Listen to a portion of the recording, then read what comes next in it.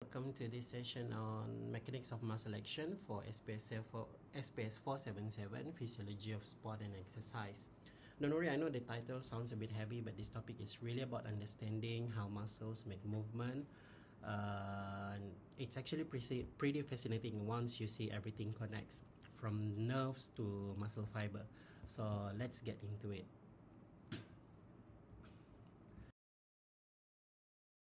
Alright, so let's start with the basics. What do we mean by muscle action? Well, muscle action is basically how your muscle produce force. Okay, that force is what let us move, hold ourselves right, and even do simple stuff like writing or standing still. It starts with a signal from your brain, kind of like text message being sent through your nerves to your muscle. That message activates motor units, which we'll talk more about later. Then you get this beautiful chain of reaction. An electrochemical signal gets transmitted and the muscle fibers contract. That's muscle action. Communication plus contraction. It's kind of simple, right? Now, muscle action isn't a one-size-fits-all thing. You know, there are three types of muscle contraction, which are concentric, eccentric, and isometric. Concentric action is when your muscle shortens while it contracts, like when you're lifting something, say a dumbbell during a bicep curl, you know, like the one that we show in the diagram here. Eccentric is kind of the opposite. The muscle lengthens while still producing force. That's what happens when you lower that dumbbell back down slowly. And then there's isometric. This one's cool because your muscle is generating force although there are no movement. You know, it's like when you're holding a plank or wall sit, your muscles are on, but nothing's moving. Each type shows up in different parts of movement and training. They'll all have their place. Okay, now let's zoom in, like literally zoom in inside your muscle fibers.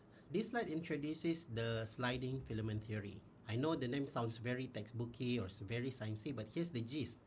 Inside your muscles, there are two proteins, which are actin and myosin. You can think of them like two parts of a zipper. When your muscle contracts, the myosin heads attach to the actin and pull it inward. This makes the whole muscle fiber shorten, kind of like the zipper being pulled close. That's what causes muscle contraction on the microscopic level. It's happening every time you move. You know, super small, super fast, and super efficient. And you know, this slide gives us a closer look at those two proteins, actin and myosin. They are the real stars of the show when it comes to muscle contraction, actually. Here's how it works. Myosin has these little heads that attach to the actin, you know, and then they pull, then detach, then reattach little further along the actin strain. Kind of like rowing a boat. You know, this repeated pulling is what causes the sliding motion. Of course, all of this needs energy, and that's where the ATP comes from. You know, that's where the ATP comes in, which is basically your muscles fuel. So every time you move, this microscopic rowing team is hard at work. Let's see another slide on this sliding filament theory, but it's good to reinforce it, you know, because this really is the foundation of muscle contraction. Remember, the whole idea is that actin and myosin filaments don't change length, you know, they just slide past each other. That sliding makes the entire muscle shorten or contract. So when you move, you're not just using muscle mass, you know, you're using a tiny molecular dance, you know, happening over and over again in thousands of muscle fiber. We shift gears a bit and look at motor units. So what is a motor unit? It's basically a motor neuron, that's the nerve signal, and all the muscle fibers it connects to. Imagine the neuron as a manager and the fibers as a worker. The manager sends a signal and all those fibers jump into action. What's cool is your body adjusts how many motor units are recruited based on what you're doing. You know, for light tasks, only a few are activated.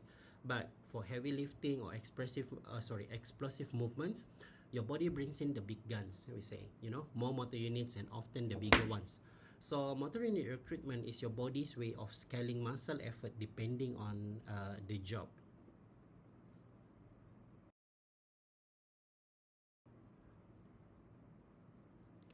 So let's talk force. How do we get more weight from our muscles? There are several things that influence force production. The first one is the number of motor units. This one is pretty simple. The more motor units recruited in one movement, the more force it will produce. And then we have the frequency of stimulation. This one I will explain further after this, because we have a very specific subtopic for this one. And then we have something that we call muscle length tension relationship. Right? When it comes to the length of the muscle during contraction, there's a sweet spot where the muscle can produce maximum force. And then we also have muscle fiber type. Okay, fast twitch fibers produce more force but fatigue quicker, while slow twitch muscle fiber are more endurance best. It's kind of like adjusting the volume, which represents different settings depending on what your body needs.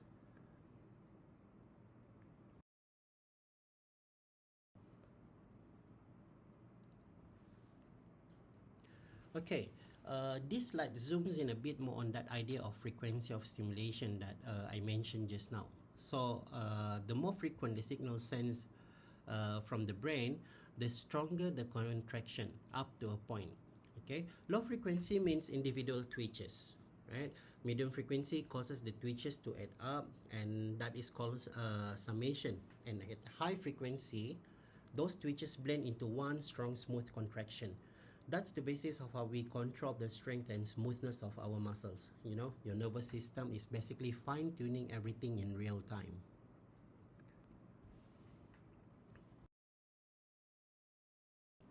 Okay, and I mentioned about length tension relationship of muscle just now.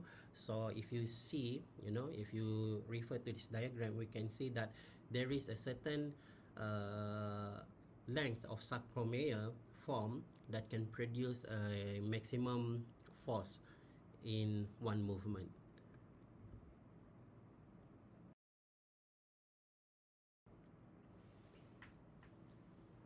Alright, okay, so let's talk about fatigue. That is the moment when your muscle just say, nope, we're done. So fatigue is basically a drop in your muscles ability to produce force, which can come from two places. First is the central fatigue. This one starts in your brain or nervous system. Maybe your motivation dips, or your brain just can't keep sending strong signals. And then the second one is peripheral fatigue. Peripheral fatigue happens when within the muscles themselves. It could be due to the buildup of lactic acid, a lack of calcium, or an imbalance in ions. Either way, it impacts performance. So understanding fatigue helps us figure out how to train smarter and recover better.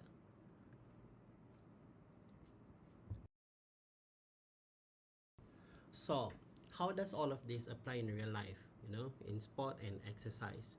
Well, if you understand how your muscle contract, what makes them produce more force, and how fatigue kicks in, you can train more effectively. Coaches and athletes use this information to adjust their training loads, improve strength, and avoid overtraining. For example, knowing that fast twitch muscle fibers fatigue quickly helps sprinters design better rest intervals, which is very important.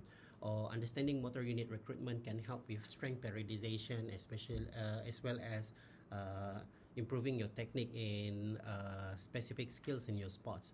It's all about using science to make your workout smarter, not just harder.